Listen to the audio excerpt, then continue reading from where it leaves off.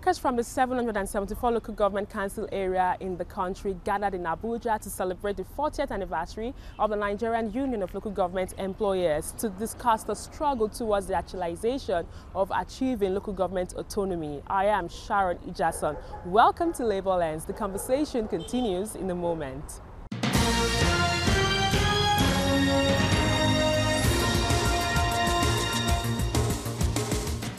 The organized labour movement has endorsed the All Progressive Congress governorship candidate in Lagos, Babajide Sanwo-Olu.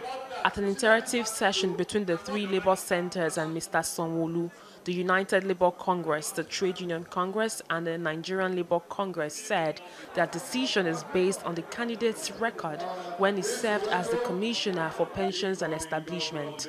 Babajide Sanwo-Olu pledged to pay 30,000 naira as minimum wage if elected. The minimum wage, even as a commissioner, I was able to convince them to pay it. So if the buck stops with me as a commissioner, as the governor, and I'm a people person, and all my life I have served people, and I've served people, the least you will expect from me is that whatever that we have signed on to, that 30,000 we will pay it.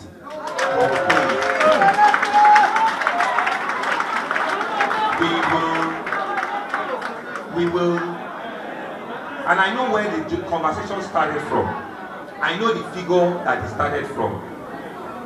But, you know, we cannot begin to shave one's head in his absence. We don't know the full financial position of the state as we speak because we are not there. But the minimum commitment we can give you is that that minimum wage, you will earn it.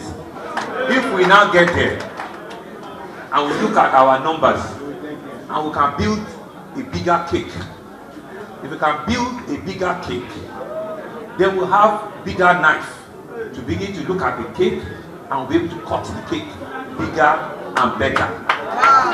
When we are talking of welfareism in Lagos, when he was commissioner, he tried his possible best as a commissioner. He lobbied within the government.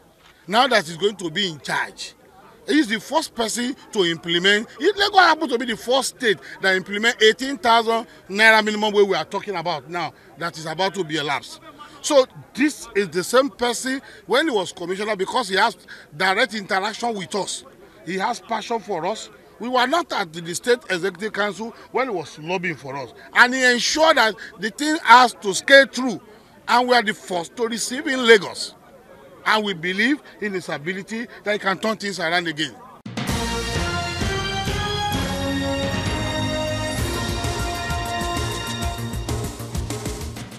The Petroleum and Natural Gas Senior Staff Association of Nigeria, PENGASAN, has said the union will resist the sale of the nation's refineries.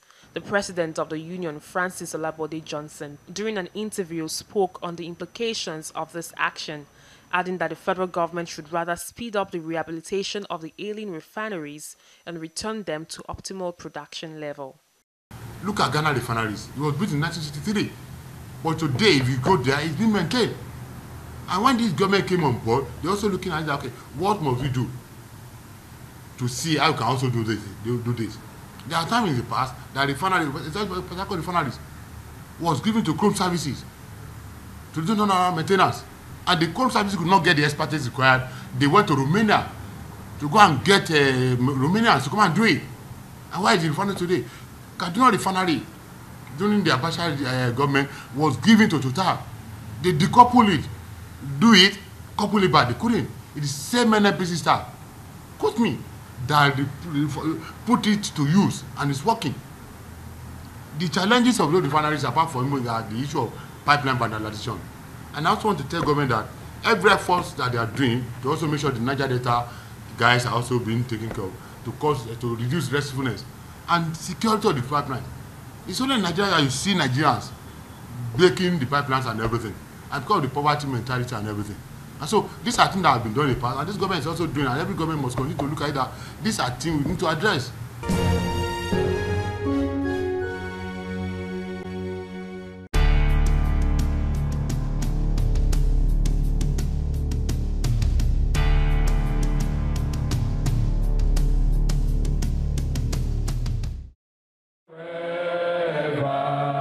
The Nigeria Union of Local Government Employees, NOLGE, recently held its 40th anniversary celebration in Abuja.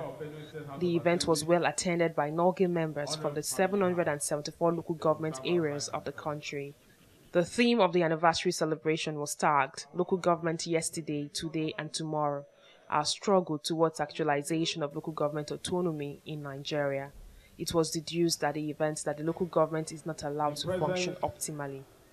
Naturally, as a union, we have in the last 40 years been engaged in a long and sustained struggle for enduring improvement in the living and working condition of workers who live and work at the grassroots level of our society.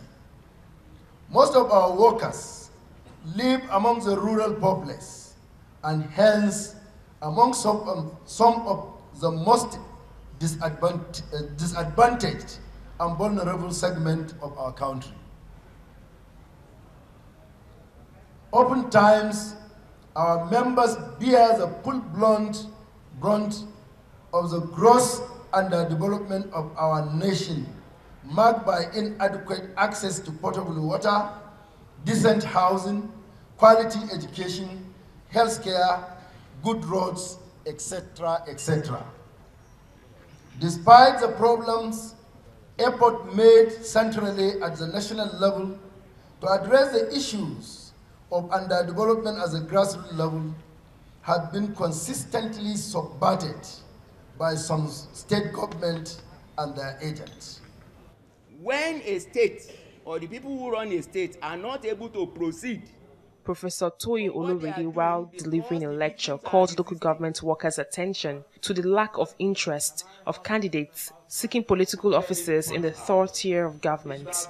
We insist that the task of rescuing the local governments from their current state has to be an integral part of the task of rescuing Nigeria and its people from class exploitation. The task of restoring the ownership of Nigeria to the working people. Solidarity at all levels of the movement, from the local to federal, of the labor movement as opposed to the trade union movement, includes organized trade unions, farmers, traders, artisans, students, and the unemployed, and so on. And this integral response is going to be important for the restoration of the ownership of our country to our people. From NOLGE, a round of applause for him. Awards were given to 9 state governors and speakers who signed the local government autonomy bill into law in their states. The states are Benue, Kwara, Bauchi, Bayelsa, Plateau, Sokoto, Niger, Ogun, and Cross River. The council workers urged other state House of Assembly not to delay passage of the local government autonomy bill to enhance good governance and trickle-down development to the grassroots.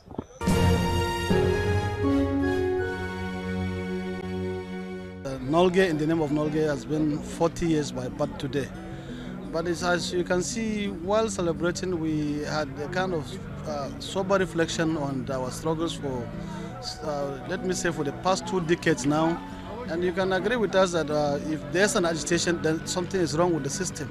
And I can tell you from an informed position that today, NOLGE is celebrating her 40th anniversary, but of course with some reflections on encumbrances that we as workers that are working in the grassroots come across in the local government, in the operation of the local government system. And that is why you see even the central theme of this celebration is centered around autonomy, autonomy, and autonomy. Yesterday, the local government, the founding fathers founded the local government on a good note, on a good foundation. Today, the local government is not what we desired it to be, and that is why the agitation. The agitation is to make the local government a better place for the ones coming up tomorrow. NOLGE generally at 40, there's a lot of improvement because, you know, in the olden days, we used to have what we call native authority. And we have moved from native authority to local government now. And administratively, there's an improvement. But just like you have mentioned, the major issue we have is the issue of autonomy. Because when local government picks up, you know, in 1990, 91, 92, and of course, early 80s. You know, the situation was better. It was better because council were assessing money of their own, and they were spending money the way they want to spend their own money. But the problem we have now is that where the whole local government is not completely autonomous, the House of Assembly make laws for the good runnings of the local government does not go well. A child that is 40 years or a man of 40 years is no longer a child, because a fool at 40 is a fool forever. Local government councils, as we are saying, is now 40 years old. A lot has passed under the bridge. Yes, but unfortunately, if we compare the situation of things today to those days where our leaders conceived the idea of making local government a third-tier government, I think it's just a far cry in terms of what the original the leaders that conceived the idea had in mind. What we are seeing today is not what they had in mind. Long at 40, we have come so far, and there is a lot of development from when you talk of the local government, from the pre-colonial to the colonial to the various administrations until the 1976 pronouncements, and what Nigeria local government is like right now.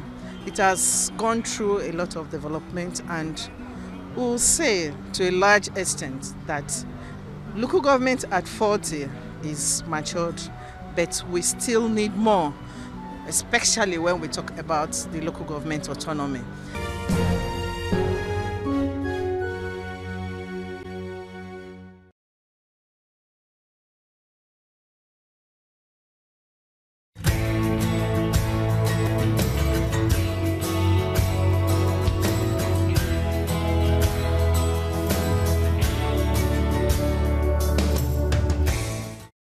On the profile interview segment this week, I will be speaking with Honorable Abdullahi Gumel, the Chairman, Senate Committee on State and Local Government. He spoke convincingly on how the 8th Assembly plans to ensure that local government is financially free. Join me.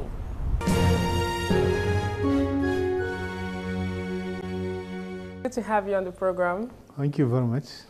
A lot has been happening as regards the struggle to achieve a local government autonomy. As the Chairman, Senate Committee on State and Local Government, can you tell us what has been the challenge in ensuring that local government is autonomous? Well, thank you very much for that question, and I'll give you an insight. By the time this administration came into being in 2015, the administration of local government in most of the states are caretaker, which is illegal, because Section 8 of the Constitution is clearly stated that local government administration is hereby provided the elected councils, not caretaker. There is no caretaker in the Constitution of the Federal Republic of Nigeria. So first thing we did, the Senate President was, as I told the audience, the President was very fashionable about local government administration, which he stated it clearly in his inaugural address at the beginning, that he will not be sitting down, allow the local government funds being spent anyhow by the state in the joint account of local government. So, and by that setting up of that particular agenda, the Senate, under the leadership of Senate President Bukola Saraki, constituted a committee give us a responsibility, state and local government administration was given to me as to be the chair. Then I get it running. I went and saw the president, and I reminded him. At that time, even his state, Katsina State, was under caretaker. My own state was under caretaker. But by that expression, the president told the governors, and one after the other, the governors conducted election into the various councils. And today, we are taking most of the councils. I don't think there is any council that is being run by a caretaker committee in this administration. So, a committee of constitutional review was inaugurated, and I happened to be one of the representatives representing my state in that constitutional review committee. So we set up a review of the local government administration, looking for autonomy of the local government. We interface with the NALGE, we interface with the state governments, and the federal government, of course. And thank God, a lot of membership of the committee is populated by former state governors, whom were two-term state governors like Yarima from Dampara, like the governor from Goji from Gombe. They are all members of the committee. And they now see the wisdom that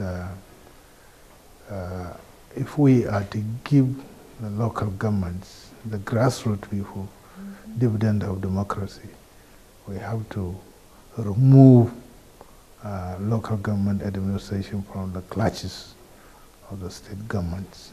I'm sorry, it may not sound nice to some governors, but this is the reality. If you want to take the government to the grassroots, so you have to free the local government administration and give them autonomy on their funds, you know, to be able to do their own, because the administration of local government is peculiar to each area. So each area they have their particular needs in terms of what their community wants. So in freeing the local government from the clutches of, even if you have a bigger project, you can get a cluster of local government and they can finance the project, even if it's the project area is much more than their local government, their local area. So they will collaborate within themselves and finance a project. Okay, looking at the achievements you've actually highlighted here as regards ensuring that local governments across the country have an elected chairman and not a caretaker committee or a caretaker person handling the local government. Now that's an achievement, and now there's a struggle for local government to have financial autonomy or freedom. So far, going by your records, going by my research, I realized that you said at different forums that many state assemblies and state government are the one actually hindering the progress of ensuring that the process of local government autonomy is successful. Can you share your story as regards this? Yes. What we come to realize that the constitutional review, we take all those what we wanted to review, we put them into various bills, so that we didn't put it in one bill. If you put it in one bill, if something fails, that means you have lost everything. We put them in several bills. So the autonomy of local government administration is one bill. The abolition of joint account is another. And the conduct of the election into the council is another one by state electoral state independent electoral commission, so to say, where you have any administration in the state. If they conducted election, all the councillors and everything goes to that particular party that control that state. So it's not one party that is a culprit. Every state party that control the state government is a culprit to that. So what's your message to those that have taken that step? What would you expect them to do moving forward? And what's your message to those that have not taken that bold step in ensuring that the local government works? Like I say, it's a work in progress. That particular legislation didn't fail. We are still pursuing it at various levels of governance. The federal government, even the association of the governors forum, we are taking it at that level, and through the advocacy of the NALGE and the NLC and some other groups that are looking for that, and even the political parties, because that level of government, that tier of government, is very important to the grassroots. It's the most important one to people down the ladder in the grassroots. Because if the local governments are working, some of the people have no business going to the state and the federal government to look for work, to look for what to eat, you know. Finally, minimum wage is one big issue. And for the local government workers, we still have many states that are not even receiving up to 18,000 naira as minimum wage. We still have many states that receive 6,000 naira as minimum wage. In your own capacity, is there anything that can be done to ensure that they are not short paid but are in tandem with what other states or other tier of government receive? Well, I think we have to go back to the revenue mobilization so that we give more money to the state and local governments that can be able to pay their own workers.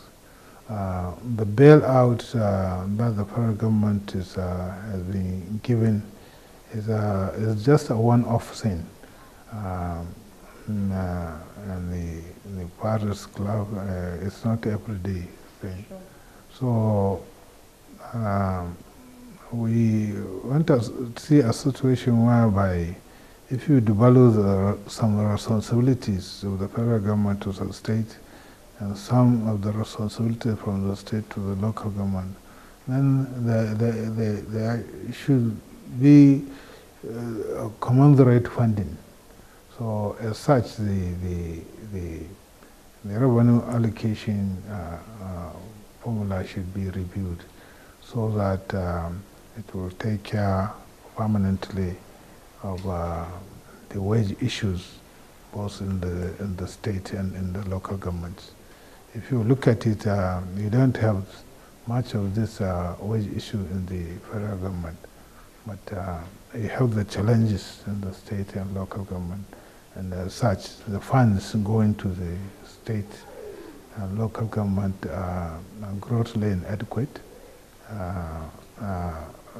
So the revenue allocation formula should be reviewed so that we can take care of those lacunas. Thank you very much for joining us on the program. Thank you. And that's all we can take on today's edition of the program. Join us next week for a fresh edition of the show. I am Sharon Ijason. Thanks for watching, and remember, labor creates wealth.